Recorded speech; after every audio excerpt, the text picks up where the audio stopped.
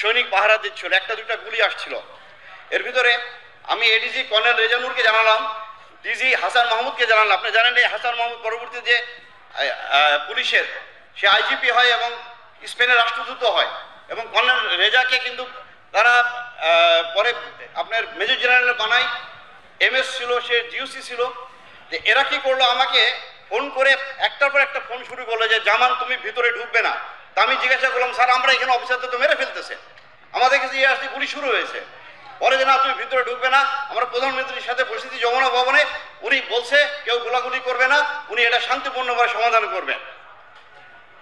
BDR হত্যাকাণ্ড কোনো হত্যাকাণ্ড ছিল, এটা পরিকল্পিত একটি হত্যাকাণ্ড ছিল, যেখানে শেখ হাসিনা সরাসরি জড়িত এবং তার নানক মির্জা আজম তাপস প্রত্যেককে। বিডিআর হত্যাকাণ্ডের ঘটনা তো আপনারা সবাই কম বেশি জানেন। শেখ হাসিনা দায়িত্বে আসার পরেই এই বিডিআর হত্যাকাণ্ডের ঘটনাটি ঘটানো হয়েছিল। এ বিষয়ে গতকালকে সেনাপ্রধান অনেক কথাই বলেছে, যেই কথাগুলো বিদেশি সাংবাদিক ইলিয়াসকে বলা হয়েছে এমনটা অনেকের ধারণা।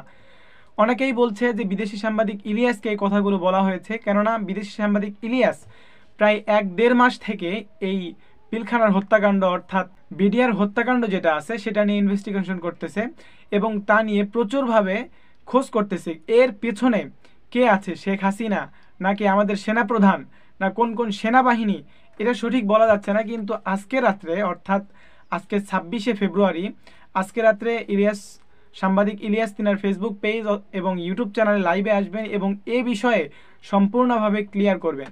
এবং গতকালকে কিন্তু সেনাপ্রধান বলে দিয়েছে, খুব বুকে সাহস নিয়ে বলে দিয়েছে যে যারা বর্তমান জেলে আছে তারা জেলে থাকার যোগ্য, অপরাধ করেছে বিধায় জেলে আছে।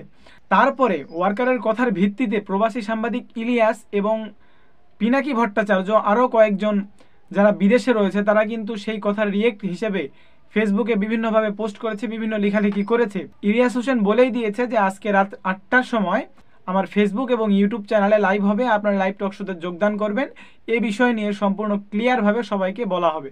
তো আমরা সবাই চেষ্টা করবো সেটা দেখার জন্য, কারণ আমাদের অধীর আগ্রহ যে বিডিআর হত্যাকাণ্ড আসলে কি হয়েছিল, আসলে কিভাবে করানো হয়েছিল, কার দ্বারা করানো হয়েছিল, পুরো ঘটনাটা কে সাজিয়েছিল।